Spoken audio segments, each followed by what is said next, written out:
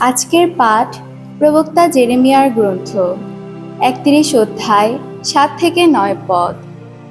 ভগবান এই কথা বলেছেন, যাকবের কথা ভেবে আনন্দধ্বনি করো, যত জাতির মধ্যে প্রধান এই জাতির কথা ভেবে জয়ধ্বনি করো।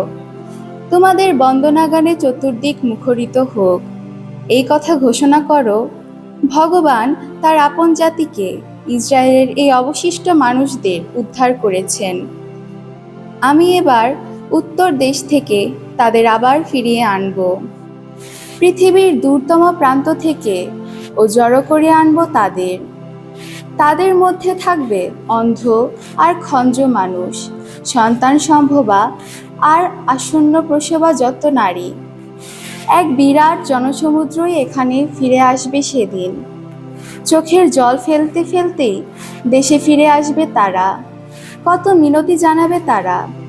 তখন পথ দেখিয়ে তাদের নিয়ে চলবো আমি, তাদের নিয়ে যাব যত জলস্রোতের কাছে, এমনই সমতল পথ দিয়ে যেখানে চলতে গিয়ে তাদের হোঁচট খাবে না।